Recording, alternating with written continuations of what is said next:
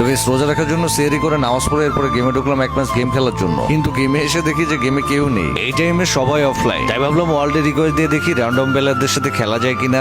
ওরে ভাই কেমনে কি শফিক ভাই, আমি কি স্বপ্ন দেখতেছি নাকি? আপনি অলরেডি রিকোয়েস্ট দিছেন? আরে ভাই সত্যি তো, এটা তো শফিক ভাই, কেমনে সম্ভব? ওরে ভাই বিগ ফ্যান ভাই, আমি আপনার সব ভিডিও দেখি। আরে থ্যাংক ইউ ভাই, প্লিজ ভাই আমাদের ফ্রেন্ড রিকোয়েস্টটা নেন। অ্যাকসেপ্ট করছি। দেখো আচ্ছা শফিক ভাই, আপনাকে একটা কথা বলবো, রাখবেন প্লিজ? বলো কি কথা। ভাই আপনার ভিডিও 2022-23 সাল ওই সময় থেকে দেখি। মানে কি বলো? হ্যাঁ ভাই আমি সত্যি বলতেছি, প্লিজ ভাই 2022-23 সালের মতো আবারও অ্যাক্টিভ হয়ে যান ভাই। আপনার বয়স এমন একটা বয়স যে কেউ ভিডিও দেখতে বাধ্য। আর 2022-23 সালে ওই সময়ে ইউটিউব শর্টসে আপনার ভিডিওগুলো চলতো। আপনি আমাদের ওল্ড ইমোশন শফিক ভাই, প্লিজ ভাই আপনি আবার আগের মতো ব্যাক করেন।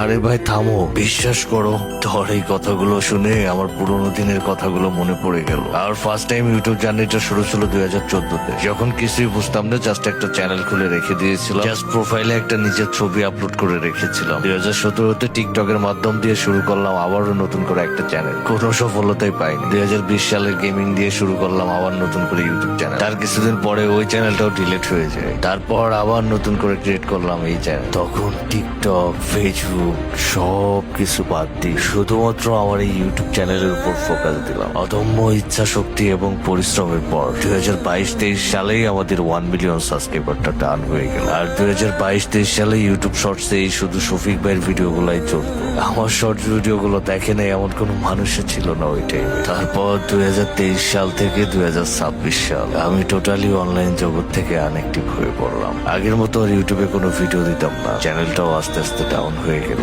সেই 2014 থেকে আজ 2026 সাল, পুরোপুরি 12টা বছর আমার ইউটিউব জার্নির আজ এক যুগ পূর্ণ হলো। সেই 16 বছর বয়সে শুরু করেছিলাম ইউটিউব জার্নি, আজ দেখতে দেখতে 28 বছর হয়ে গেল। অনলাইন জগৎ ছেড়ে আমি বাস্তব জীবনে বেশি অ্যাক্টিভ হয়ে গেলাম, আর তোমরাও আমাকে ভুলে গেলে। সব ছেড়ে আমি আবারও আগের মতো অ্যাক্টিভ হবো ইনশাআল্লাহ। এখন তোমাদের সাপোর্ট আগের থেকে আরো বেশি আমার দরকার। যদি তোমরা আমাকে আবারও আগের মতো দেখতে চাও, তাহলে তোমাদের সাপোর্ট গুলো আবারও আগের মতো দেখাও। এই ভিডিওটা 4-5 বার করে দেখো, আর একটা লাইক, একটা কমেন্ট আর একটা সাবস্ক্রাইব অবশ্যই করে দিও। মাই ডিয়ার অডিয়েন্স, যারা তোমরা আমার কামব্যাকের অপেক্ষায় ছিল, so finally I am back.